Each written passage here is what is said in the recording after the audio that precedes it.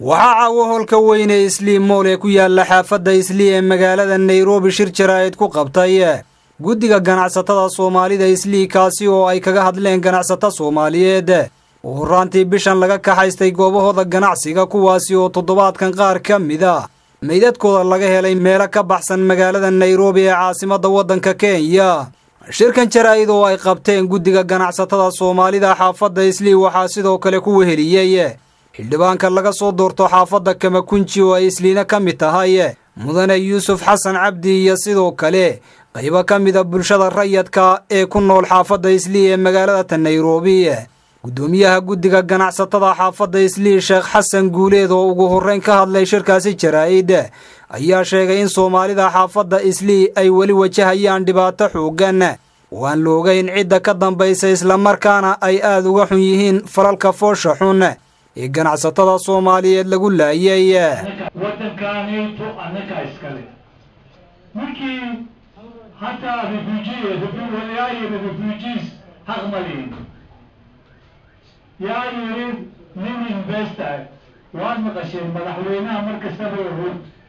guddi buldiri China wadiri cashada wuxuu jiray Nigeria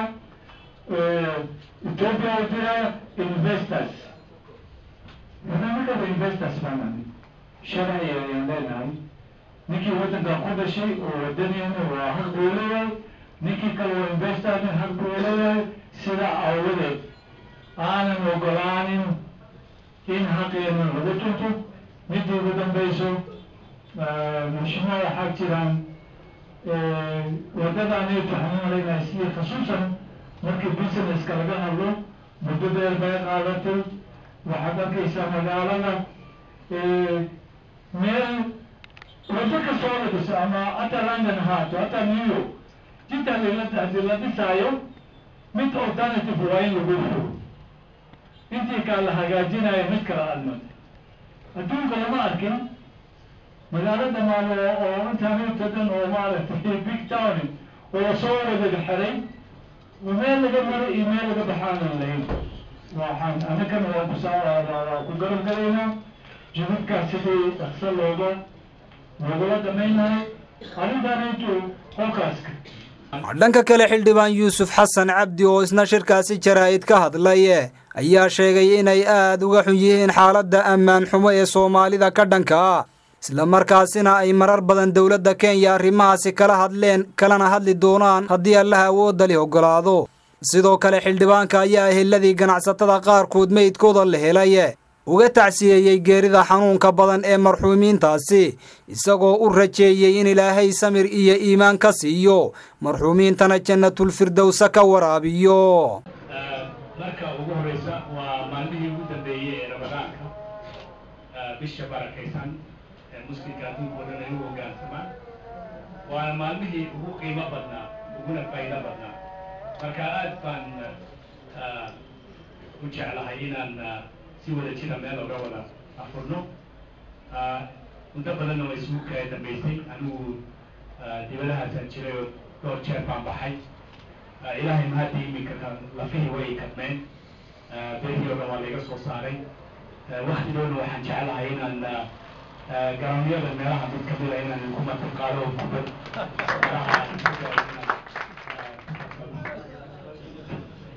marka waad mahadsantihiin haddii ilaahayna naga aqbala ducada iyo waktigan ramadaanka labaad waxay ahayd inaan idiin sheego in xafiisaan halkan ka furnay xafiiska xildhibaanka oo aan u soo dhawaanay xafiisyo kale waan leenahay laakiinse waa kii ugu horreeyay ee xaafadda Islii aan ka samaysano khaasatanna ku kooban dhibaatooyinka dadka Soomaalida haysta dadka ka shaqeynaya Soomaali noqonayaan Soomaali ku hadlaya diyaarna idinla ah inaad wixii ay idinla qaban karaan aniguna waqti baan siinayaa inta baarlamaanku uu furan yahay halka ayaa imanayaa maalin maalmaha ka mid ah toddobaadka ayaad halkan iga helaysaan oo toos iigu iman kartaan oo idin soo sheegan kartaan wixii dhibaato ah ama se wixii xalli ee loo baahan yahay أما سلام تلوث ما دار الموت هذه لسان الله كلتين هايلو وأنا نعيدنا هاينا ما في الباب تنتجحات وحويان ودكتورتي إن الآلي سلوك أخرج النسبي ركتا بليسكا على قفر حافظ الإسلي المسؤولية داس وحنين الكروس الإنسان قلت لك عن سطرة iyo xildhibaanka laga soo doorto deegaankan Isliino Cusmaan oo aan jecelahay hawshaas inuu qaado hawsha kaleetan Cusmaan ka sugayna waxa weeyaan qashin ururintu dowladda hoose ee county-ga hoos timaada asagana wakiil halkaas inooga dad qashin suuqa ku aragto xildhibaanka ha ka fikirina waxaad ka fikirtaa Cusmaan antalan وحلوان المكايو وحلوان ير قبل بيهايتان وانا نقدر قاربلين يوبي كانت في نيروبي لا 7 بليون وشيلين بويا بشي كتانكي marka qaybtaasi waa inuu qayb naga soo jeediyaa xaafadda ay ka muuqataa waxaan doonayaa inaan soo qaado baaritaan ay wakaaladda kormeerka biliiska Kenya oo wakaalad madax banaana oo la yiraahdo IPOA the Independent Police Oversight Agency waxay soo saareen authority waxay soo saareen baaritaan aad iyo aad u qiimo badan oo ka warramaya wixii ka dhacaysay anigu madaxda dalka madaxweynaha 5 jeer baan iska aragnay iyo madaxweyne ku-xigeenka iyo baandulaha ciidamada biliiska 5 fadhi baan la yeeshay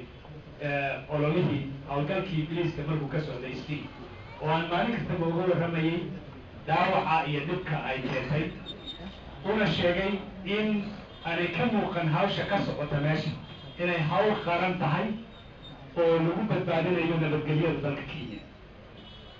marka waxaan ku faraxsanahay baaritaanka nimanka ay soo saartay in uu cadeynayo dhibaatooyinka halka ka dhacay oo ay ka mid tahay xadgudub aad u ballaaran sharci darro nidaam darro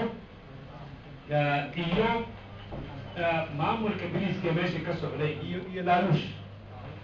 inuu ka dhacay amarna ay ku bixinayso wakaaladdan madaxa bannaan in 9 cishe soo socda abaandulaha ciidamada biliiska inuu ka soo jawaabo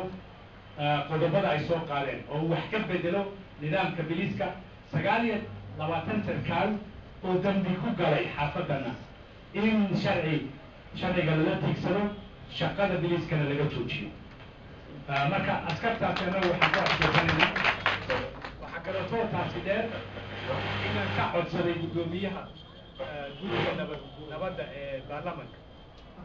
in uu arrintaasi baarlamaanka hor keeno maalmaha soo socda abaandulaha ciidamada biliiskana uu hor yimaado oo uu ka jawaabo qodobada lagu soo qaaday ee lagu eedeynayo ciidamada biliiska waxna ka bedelo dhacdacyada dhacay ee lagu soo qaaday arrintaas waxa kaleeto shicibka wax la yeeleeyay u madax bannaan ayagoo haysta warbixintan ay soo saareen wakaaladdu inay maxkamad tegi karaan waxyaalaha ay maxkamad ku tegi karaan waxa weeye khasaarihii dhaqaale ee soo gaaray dhibaatooyinkii sharci darrada ahaa ee soo gaaray waxyaalahaas oo dhan sharci ahaan baan anaga ula tigsan karnaa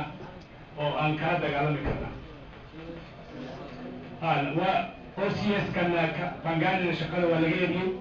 DCO-gii joogayna waa la bedelay waxaan rajaynaynaa dadka cusub ee soo galay sida uu gudoomiyaha sheegay inaad idinkuna aad heegan noqotaan oo aad xuquuqdiina aad u istaagtaan oo aad ka gilgilataan wixii ku xadgudbaya xuquuqdiina waxaa muhiim ah marka lagu qabanayo inaad shahid u yeelato ninka ku ag taagan inaad tahay waa hebel baan ahay police stationka la ii wataa nimankaas ay wataa iyo ogaada at least inta meesha lagu wado iyo dadka ku wata in la ogaado sharcigana wuu ogol yahay taas وتاي حويان كهاتين من كبريها ولا إلى شرايو عمود ولا إلى إسكابة من بنادنا نور محمد قراحي ميديا نيروبي كينيا.